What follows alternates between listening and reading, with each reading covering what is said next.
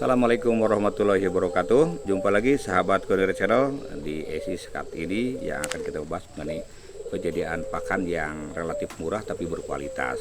Kita menyadari kita akan menghadapi hari besar, terutama hari besar Muslim, Lebaran, tingkat kelangkaan terhadap kesediaan pakan-pakan burung itu relatif sangat tinggi, sehingga scarcity ini menjadi persoalan berdampak kepada harga.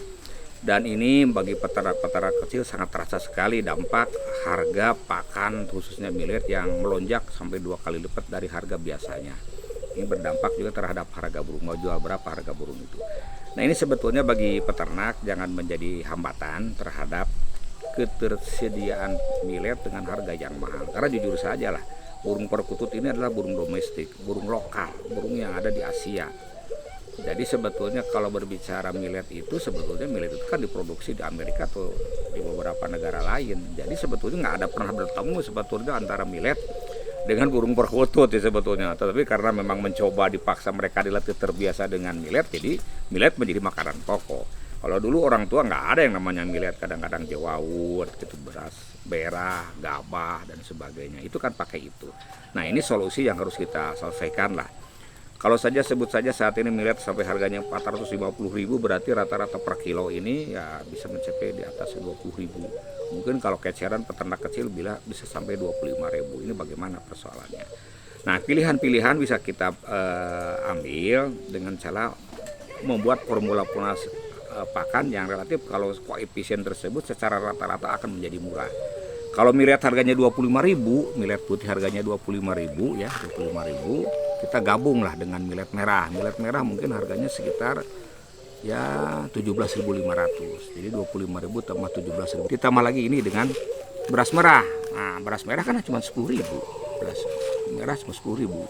Jadi dengan penambahan formulasi seperti ini akan menjadi lebih ringan lagi. Dan yang selanjutnya juga adalah kacang hijau. Nah, kacang hijau memang kalau beli 1 kilo ini relatif agak mahal, di atas 25.000. Tetapi kalau diberikan kacang hijaunya sendiri bisa saja. Dulu para peternak lama itu, peternak senior itu sering menggunakan kacang hijau dengan cara dipotong-potong lah, di heller.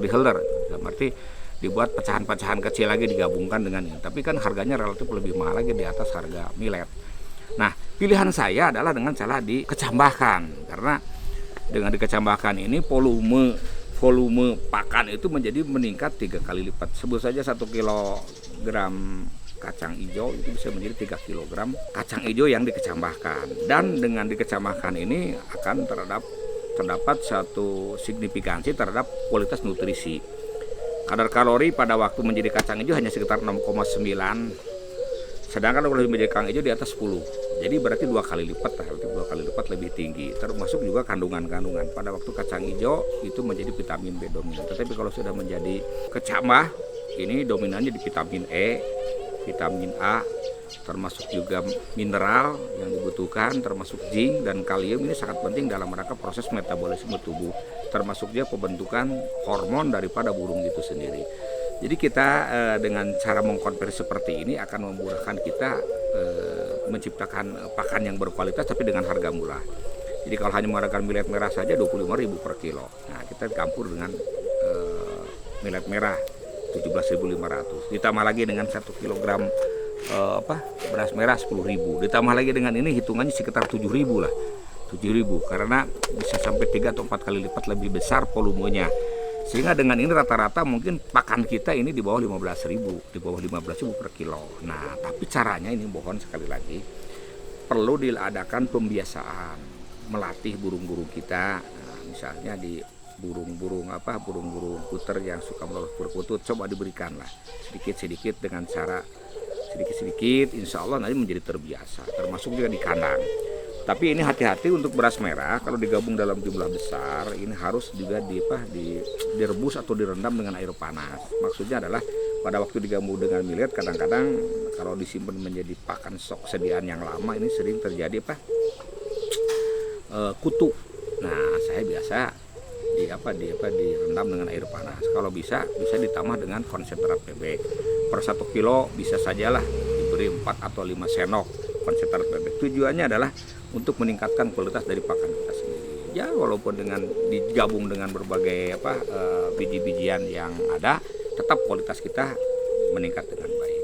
Kita praktekkan ya bagaimana komposisi cara agar pakan kita bisa meningkatkan kualitasnya.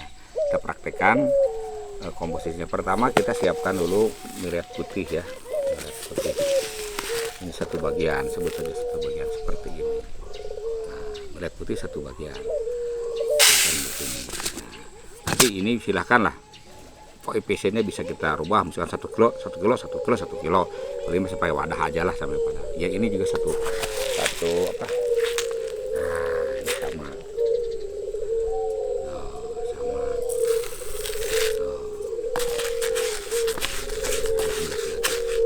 Nah ini sama.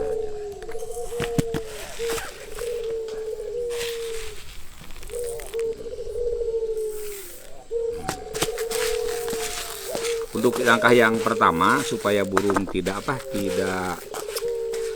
sok dengan komposisi pakan yang kita siapkan, millet putihnya 2 bagian, yang lain itu 1 bagian. Jadi millet putihnya 2 bagian. Nanti secara tahap kedua baru dikurangi secara perlahan-lahan. Juga kadang-kadang burung jadi nanti stres dengan pola pakan kita yang berubah dari kebiasaan sehari-hari. Nah, ini 2 bagian millet putih, 1 bagian beras merah, 1 bagian millet merah. Nah, nanti kondisinya penyampaiannya seperti ini. Biarkan burung ini makan sampai habis. Ya, tinggal sedikit lagi lah. Jadi jangan, nanti biasanya burung itu yang dimakan tuh millet putihnya dulu. Millet putihnya dulu dimakan, baru yang lainnya. Nah, kita cobalah agak sedikit memaksa kepada burung agar terbiasa dengan pakan pola yang kita siapkan. Jadi 2 bagian millet putih, 1 bagian beras merah, 1 bagian millet merah. Nah, seperti ini. Nanti di pemberian tahap kedua millet putihnya dikurangi 1 bagian, beras merah 1 bagian, millet merah 1 bagian. Mungkin bisa ditambah dengan gabah atau juga dengan ketan hitam kalau cuacanya relatif musim dingin. Nah untuk kecambah pakan ini tidak boleh digabung dengan millet yang sudah kita keringkan, yang sengaja kita keringkan, tetapi dipisah dalam wadah yang tersendiri. Nah misalkan dikolak ya sebentar ya. Lebih baik kalau bisa dikupas dulu lah, dikuliti dulu lah. Ini kan sangat bagus dengan nutrisi yang sangat tinggi bagi anak burung kita. Nah juga banyak burung yang biasa dikasih makan kacang hijau kalau bepergian keluarga untuk konten. Ini juga sama. Nah, dan ini biasanya mohon maaf untuk melatih burung agar terbiasa dengan diberikannya di pagi hari sebelum diberi pakan yang lain, karena juga dia akan mencari-cari makanan. Soalnya gitu tidak ada makanan yang akan dimakan adalah kacang hijau. Ini kan gizinya tinggi, terus juga volumenya jadi lebih besar. Nah, burung jadi sehat. Ini diberikan pakannya di awal, di pagi-pagi. Yang lain sebelum diberi ini, berikan ini. Dia akan mencari-cari makanan. Pasti makan yang ini. Nah, ini kalau sudah terbiasa dengan makan kacang hijau, tinggal dilanjut saja. Nah, kacang hijaunya juga kalau kelebihan kacang hijau itu bisa ditambah dengan vitamin. Nah kacang hijau ini yang sudah dikecamkan ini diberikan bukan ke perkutut tidak akan makan, tetapi diberikan ke puter yang sedang meloloh anak perkutut atau puter yang sedang meloloh anak puter pelung. Dan kelebihannya dengan pola kacang hijau ini supaya vitamin kita jadi tidak banyak terbuang, ini sebetulnya bisa dicampur langsung. Nah, bisa dicampur langsung.